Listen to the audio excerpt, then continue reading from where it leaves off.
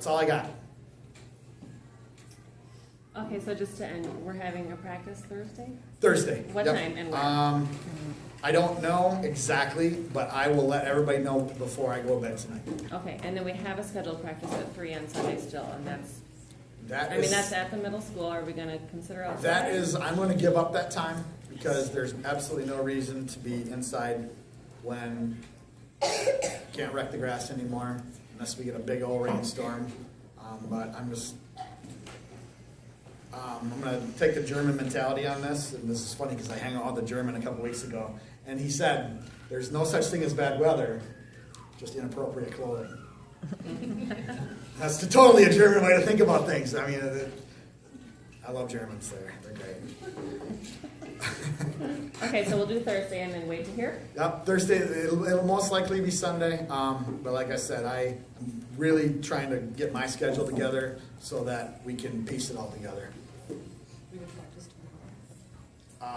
No more Wednesdays. No more Wednesdays until we get games on Wednesday, because I don't think we're quite at the 80%. And I'm going to hang out.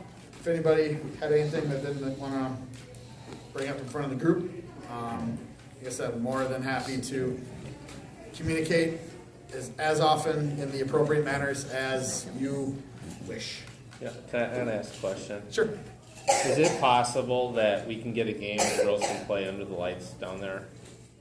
'Cause I know they, yeah, because someone was playing last year, and the girls thought that was just the greatest, that they could play under the lights. Is that something that we got to twist the city's arm to do or something, or is the field that not? field will always be, unless it's a different, like a fall setup as far as the field goes, that's always going to be a U13 and over field. Okay. It's a great idea. The girls were. We actually, that would be great to play under the lights. when we had our tournament, if anybody remembers, we used to have a tournament here at HFC. They actually did 2 11 or 8v8 fields, and we didn't get to play under the lights at our own tournament. But fortunately, that's not going to happen for a little while. And then one at Prior Lake, I think, was the Friday night was outside. Yeah. They liked that a lot. That was pretty good. Yeah, it was something. Every once in a while, you do run into a place that will schedule it, and it is fun. It's cooler, for one, and That weekend it was, yeah. usually a little bit later. But yeah, they make that one 11v11 every single year. Anything else? Are they required to play all positions? I never pigeonhole anybody.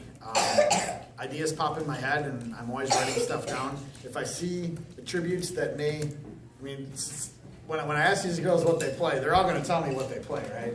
Because they know what they play. And the next thing that's going to come out of my mouth is I've coached 17 and 18-year-olds for the last 5 years, and I've put defenders at forward and forwards at defenders. And those defenders that played forward were the leading scorers on the team.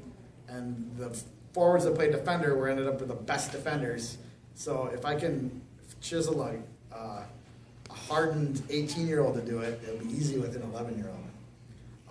So I see strengths and weaknesses, but the key in development is a little bit of variety. And I'm not going to be playing the same formations game to game. It's going to all depend on the ideas that we're kind of throwing out and what they can handle. They good? Now, keeper's a little different situation. They say, these are minds greater than mine, but they say do not pigeonhole goalkeepers until they're 16 or 17. And check this out. They say a goalkeeper who is committed doesn't develop their full set of skills until they're in their mid-30s. So it's unfortunate. It's a great travesty that most of the kids that are in soccer are done when they're 17 or 18 years old. But we, as a club, and this isn't super public yet, but the idea we have is to create soccer players for life, to create soccer people for life, to create soccer coaches, to create soccer referees. I still play, not very well, but it's fun. I play because it's fun. It's always been fun. I was so lucky and had good coaches when I was a kid, because sometimes one coach just ruins it, and I've seen it. Not with my kids, but with friends, associates. We're creating good people that really like soccer, and that's what HFC should be about. And it needs to be, everybody in any team should know that that's what HFC is about. Because we're always looking for coaches, we're always looking for referees. Well, duh. People quit when they're 17, they're done. If we make it fun for them until then, and they get good, they're never going to want to quit. That's what our job is. So with your boys team, just this is totally off subject, but do you have one goalie set for your high school team, or do you have two, or? I'm going to take whoever tries out, but there's, from what I hear, there's none that actually play. Oh. Yeah.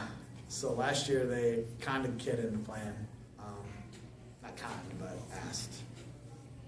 Seems to be that way every year. So do you agree though that they should, by 16 or 17, do you think they should be strictly goalie?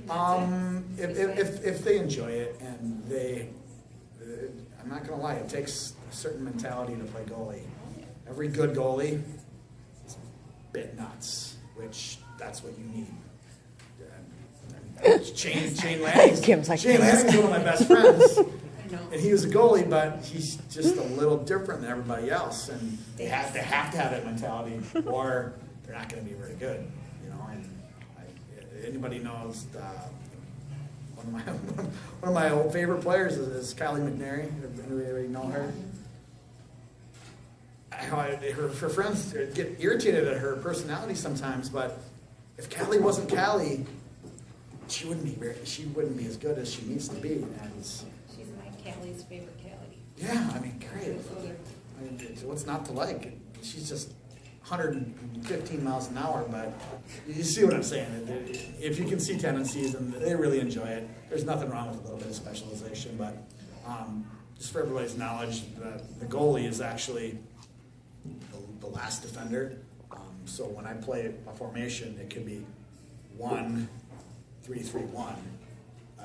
I say that one because we will be using that player, soccer, they'll be using their feet a lot. That's what we teach. They're going to be using their feet and their hands, and they are a player that should be utilized and not just to stand back and wait.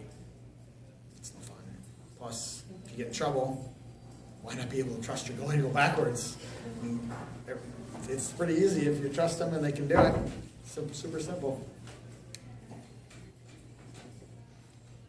Anything else? You good? Cool. Thank you. Appreciate your time. Thanks, Jamie.